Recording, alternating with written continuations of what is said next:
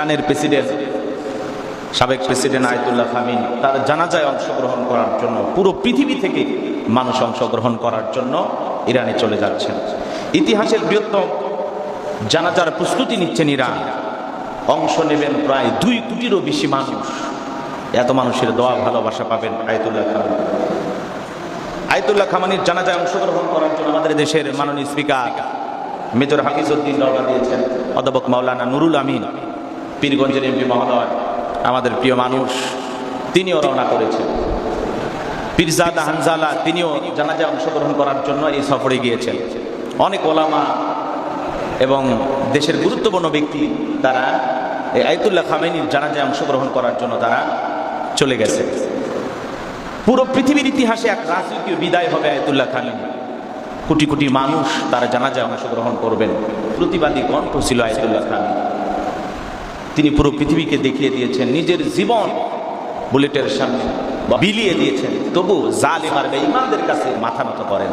তিনি জীবনের শেষ নিঃশ্বাস পর্যন্ত এ লড়াই চালিয়ে গেছেন, সংগ্রাম করেছেন, শহীদ হয়েছেন, জীবন দিয়েছেন, পরিবারের সব হারিয়েছেন, তারপরেও 1 ইঞ্চি পিছনে সরে যান নাই। তার রাজকীয় বিদায় হবে। কোটি কোটি মানুষ তারা জানাজায় অংশগ্রহণ করে। আমরা দোয়া করি আল্লাহ যেন তার জীবনের ভুল ত্রুটিগুলোকে মাফ করে দিয়া আল্লাহ যেন তার গোলামকে মাফ করে দেন। সকলে বলুন আমিন। তাহলে তারা জানাজায় অংশগ্রহণ করার জন্য আমার দেশের স্পিকার মেজর হাফিজউদ্দিন চলে গেছেন, অধ্যাপক মাওলানা নুরুল আমিন ভাই চলে গেছেন, পীরজাদা হানজালা চলে গেছেন, অনেকে এই সফরে তাদের সঙ্গী হয়েছেন, জানাজায় অংশগ্রহণ করার জন্য তারা চলে গেছেন। তো সম্মানিত হাজরিন, এই পৃথিবী থেকে সবাইকে বিদায় নিয়ে যাওয়া লাগবে। এই দুনিয়া তো থাকার জায়গা না, সবাইকে বিদায় নিয়ে চলে যেতে হবে। আমরা কেউ থাকবো না। আজ হোক কাল হোক আপনাকে আমাকে যেতে হবে। ক্ষণস্থায়ী পৃথিবীতে আমাদের রঙিন অনেক স্বপ্ন, রঙিন অনেক আশা, সব কিছু তছনছ হয়ে যাবে মুহূর্তে। জীবনের আমরা যতটুকু আমোদ প্রমোদে ব্যস্ত আছি, যতটুকু দুনিয়াদারি নিয়ে ব্যস্ত আছি, মুহূর্তে সব কিছু তছনছ হয়ে যাবে। চক্ষু দুটো বন্ধ হয়ে গেলে, নিঃশ্বাসের বাঁশিটা অফ হয়ে গেলে সব কিছু শেষ হয়ে যাবে। এই জন্য সবাইকে যাওয়া লাগবে। বাদশারও বিদায় হবে, রাজারও বিদায় হবে, প্রধানমন্ত্রীর বিদায় হবে, ফকিরও বিদায় হবে, মিসকিনও বিদায় হবে। পৃথিবীতে কেউ থাকবে না। ক্ষমতার বড়াই অহংকার সব বেঁচে থাকা পর্যন্ত, নিঃশ্বাসটা বন্ধ হয়ে গেলে কারো কোনো ক্ষমতা থাকবে না। সবাইকে ওই একই পোশাকে রওনা দিতে হবে, সবাইকে ওই একই পোশাকে রওনা দিতে হবে, কবরের জানতে হবে।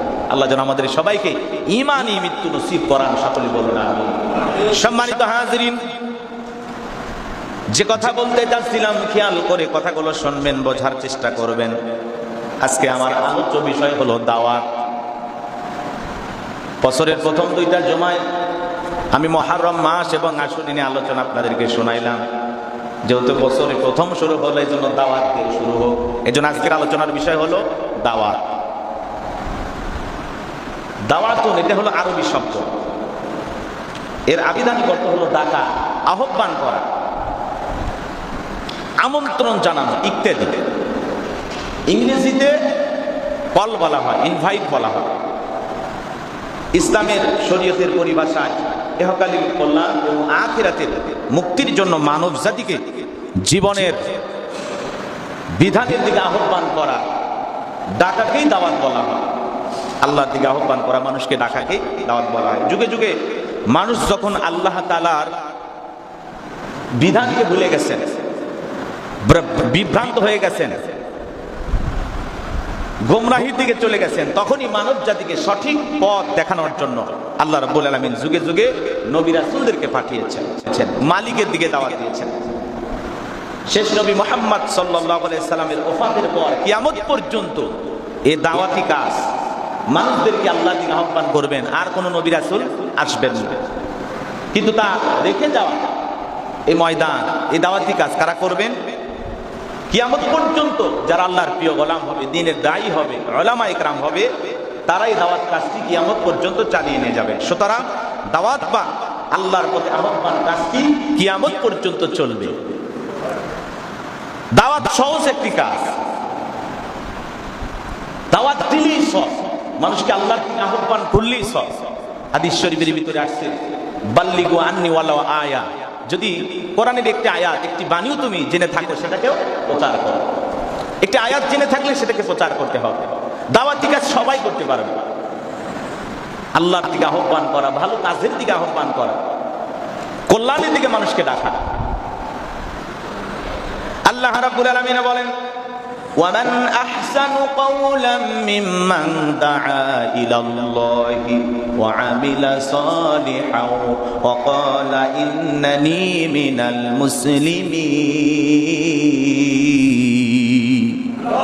আল্লাহ রাব্বুল আলামিন বলেন, তার কথার চাইতে আর কার কথা উত্তম হতে পারে যে মানুষকে আল্লাহর দিকে ডাকে, আল্লাহর দিকে আহ্বান করে, নেক আমল করে এবং ঘোষণা করে আমি মুসলমান, আমি আল্লাহর অনুগত বান্দাদের অন্তর্ভুক্ত। বলুন সুবহানাল্লাহ।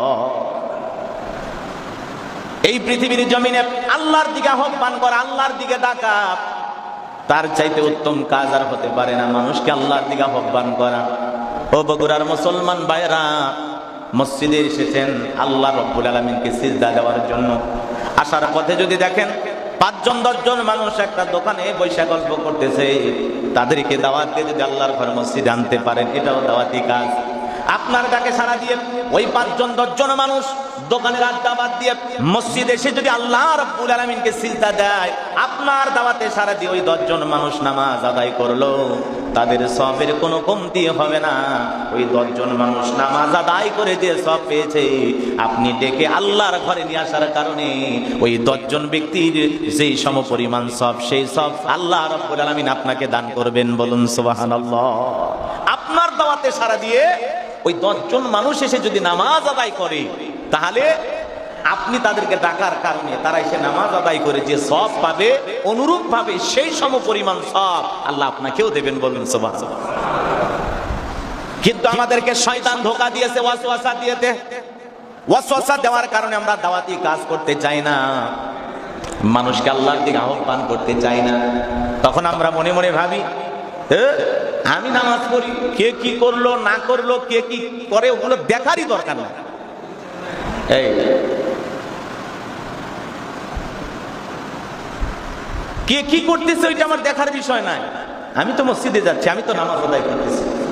দেখেন, আল্লাহর পথে দাওয়াত দিতে এরকম ধোঁকা কেন আসে? কারণ শয়তান আপনারা ধোঁকা দিচ্ছে। আরে ভাই, আপনি নামাজ পড়তেছেন, পড়েন, পাশে কে খেলাধুলা করে দেখতেছে, কে কি করতেছে, কে না পড়তেছে, এইটা না আপনার মাথা ব্যথা নাই। আস্তাগফিরুল্লাহ, নাউযুবিল্লাহ।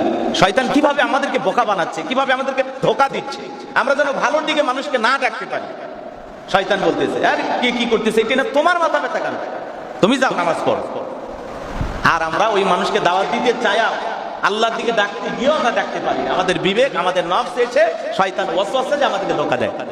আপনারা শুনেছেন, বাংলাদেশের চলচ্চিত্র অভিনেতা ভেলেন ইলিয়াস কুবরা না, উনি 700 না কত সিনেমা করছে, ওগুলো আমি জানি না। তো উনি নামাজ আদায় করতেছেন মসজিদে, সোশ্যাল মিডিয়াতে ভাইরাল হয়ে গেছে, নামাজ পড়ে বের হচ্ছেন, মানুষ ভিডিও করতেছে। তখন বলতেছে, ভাই আমি সিনেমা করছি, যা করছি করছি, এখন দাঁড়িয়ে রাখছি, নামাজ কালাম পড়ি, মসজিদের খেদমত করি, আমি একটা মসজিদের সভাপতি। ইলিয়াস কুবরা একটা মসজিদের কি সভাপতি। বলতেছে, আমি নামাজ পড়ি, আপনারা যারা ভিডিও করতেছেন আপনাদেরকেও নামাজের দাওয়াত দেই, আপনারা আসেন ভাই, নামাজ পড়েন, আল্লাহর ইবাদত বندگی করেন, এটা আমাদের আসল জীবন। এতদিন যা করেছি, ভুল করেছি, গুনাহের কাজ করেছি, আসুন আপনারা নামাজ পড়েন। তাহলে সিনেমার ভেলেন ইলিয়াস কুবরা পর্যন্ত মানুষকে নামাজের দিকে দাওয়াত দিতেছেন যে ভাই যা করেছি করেছি, আসেন নামাজ পড়ি, ভালো হয়ে যায়।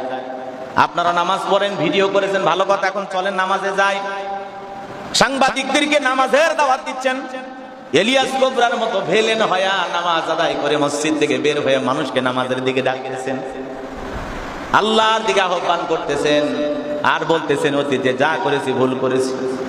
জয়পুরহাটের আর এক অভিনেতা গাঙ্গুয়া, ও বলতেছে, আমি 900 সিনেমা করছি, 2টা উমরা হজ করছি, এইবার ফরজ হজ করতে যাব, আর জীবনে যা করেছি করেছি, আল্লাহর কাছে তওবা করে আমিও ভালো হয়ে যাব, আর গুনাহের কাজ করব না। অনেক অপমানজনক কাজ করেছি, নিকৃষ্ট কাজ করেছি, কিন্তু নামাজ আদায় করার কারণে, মসজিদে যাওয়ার কারণে মানুষ আমাদের সাথে ভালো ব্যবহার করেন। কোন মানুষ যদি গুনাহ করে তওবা করে আল্লাহর দিকে ফিরে আসতে চায়, তার জন্য আমাদের দোয়া করার দরকার আছে না নাই? আল্লাহ জানো এই সমস্ত মানুষদেরকে এই অশ্লীলতা, নোংরাহির পথ, চলচ্চিত্র পথ ছেড়ে আল্লাহ যেন তাদেরকে হেদায়েতের পথে চলার তৌফিক দান করেন। সকলে বলুন আমিন। তাহলে তারা ভেলেন হয়াও নামাজের দাওয়াত দিচ্ছে, ভাই আসেন নামাজ পড়ি। আর আমরা মুসলমান, আমরা আল্লাহর গোলাম, আমি কেন মানুষকে আল্লাহর দিকে রাখতে